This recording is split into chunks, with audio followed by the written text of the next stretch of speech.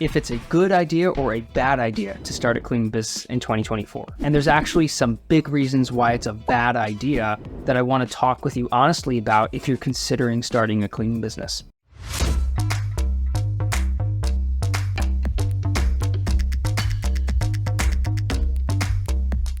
Hey, Chris Schwab here, and I want to talk you through a really important topic today. I always try and be as honest as I can with my audience and my students on opportunities they should be aware of, but also downsides and risks that they should be aware of as well. And there's a couple risks facing the cleaning industry right now that I want to walk you through in particular. With that video, I think the big one that I want to start off with is around an aging workforce and demographic shifts. This is something that doesn't affect just North America, but it's also affecting East Asia, it's affecting Europe, and large parts of the Middle East as well. There are not enough young people who are being born to replace the older population. And because of that, the average age of workers in major economies is rising. The reason I want to discuss this global level problem is because it really affects the home services industry much harder than many other industries because it's a very physically demanding industry. Whether you're a house painter or a house cleaner, or a construction worker, or a plumber,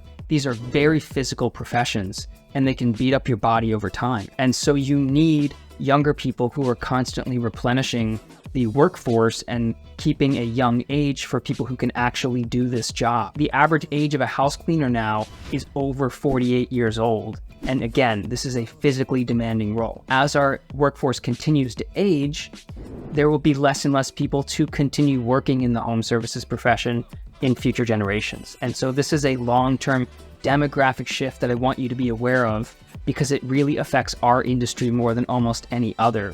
And if you have a company you're building in the house cleaning industry and you want it to be a generational company, you want to have it for 10, 20, 30 years, you need to be aware of these long-term trends because they might not affect us day to day right now, but they're already starting to affect many countries around the world and many states. The first one you might not want to start a cleaning company is around this aging demographic. And closely related to this is a roll-up of private equity. So a lot of private equity companies are starting to look at the home services industry and particularly the cleaning industry now as a next lucrative opportunity. One of the big things that private equity is really good at is rolling up smaller and mid-sized firms in specific markets and dominating that market. This is a monopolistic type behavior where they're able to purchase for large sums of cash small competitors in a market, roll them up, make it a highly profitable service, and then milk it for all it's worth. This is something that until recently has mostly avoided the home services industry, but the past decade in particular, we've started to see shifts in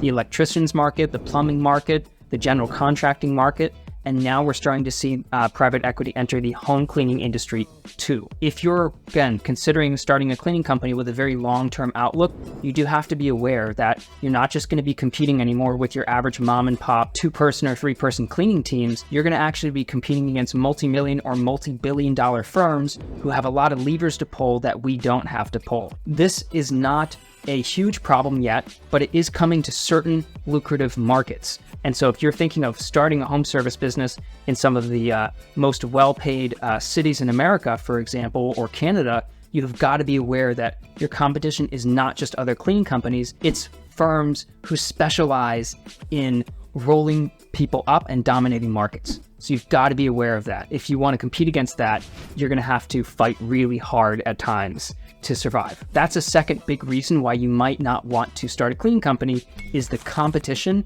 is getting a lot more fierce and a lot more experienced than it used to be. The low-hanging fruit is mostly gone now. And the third reason I wanted to talk you through is really around influencers. I've talked and helped people build cleaning companies for almost a decade now. I've helped hundreds of people start their own cleaning companies, but there are plenty of other coaches who on social media the past few years, particularly TikTok, particularly Instagram, who have promoted this business model as a super easy day one profitable business model. And in rare cases, that's true, but overall, it's not quite as true as it's made out to be. It's not quite as easy as it's made out to be. And the problem with that is we have an influx of now in certain service areas, not all over, but in certain service areas, we have an influx of new fly-by-night cleaning companies that are starting. We don't have enough cleaners to meet all the new cleaning companies' demand. We actually have house cleaning, which I'll talk about in a minute, is one of the fastest growing industries in the US, according to the Department of Labor.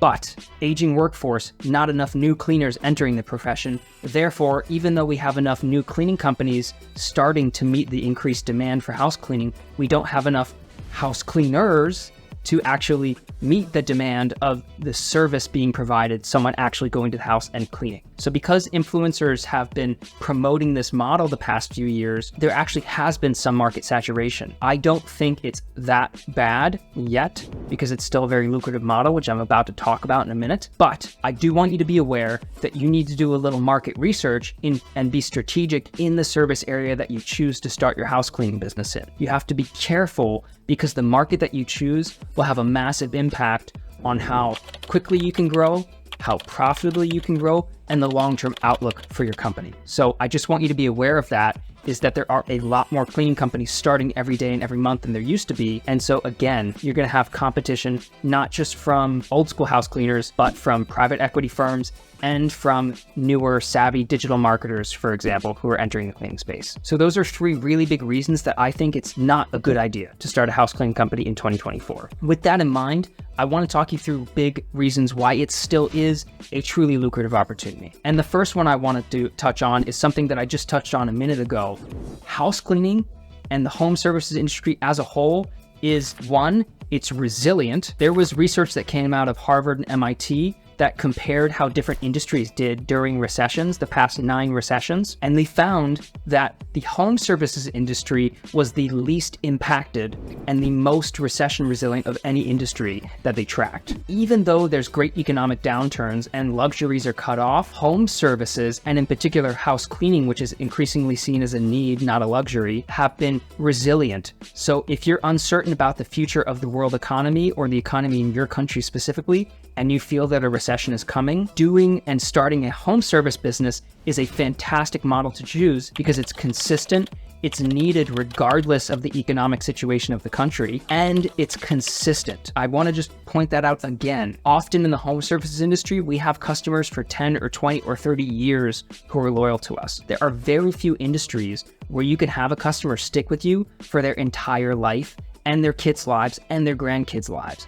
The home services and local business industry is one of the few industries where you can actually do that. So I just want to point out how stable the home services industry is. That's a huge, huge plus in its favor if you still want to start a house cleaning company. The second one is the house cleaning industry in particular, according to the Department of Labor, is one of the 10 fastest growing industries in the United States. It's projected to grow annually by high single digits and often low double digits every single year. This is a ridiculous pace of growth for an industry that's very rarely seen and mapped out. But house cleaning specifically is a high growth industry, and the attitudes towards it have shifted so much in a generation from a luxury home service to a middle and working class need for many people. They need house cleaning because they don't have enough time anymore. And so they build it into their budget every month and every year consistently. And so house cleaning is a essential need for many homes now. It's no longer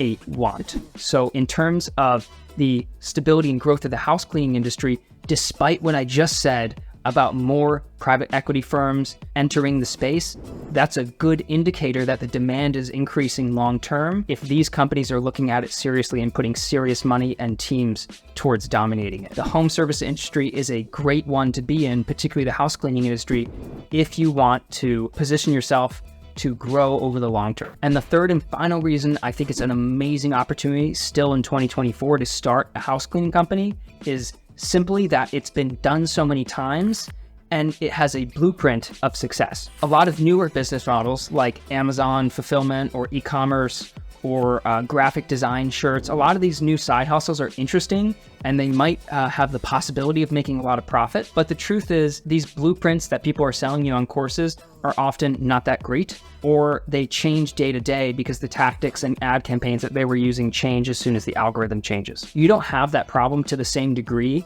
in a house cleaning business because house cleaning has existed for hundreds of years as a service. It's one of the oldest home business services that we've provided all across the world since essentially the beginning of businesses. It's a proven model with a need that we know is needed. And there are blueprints that you can follow from start to finish to actually start your house cleaning company and to scale it successfully to a big size. So in terms of actually having a proven roadmap, the house cleaning business model is one of the best business models that you could possibly choose if you're looking for stability, if you're looking to be told how to grow it, and if you're looking for genuine business model that you can count on for the long term. So this is just a few of my quick thoughts on if it's worth starting a cleaning business in 2024. In my opinion, despite all the negative things I said at the start, it's a very good business model to start still, and we're well positioned in the long term for great growth year on year. So I hope that helps you decide. And if you are still considering building a house cleaning business, comment below. We can have a personal chat about it. All right, peace out.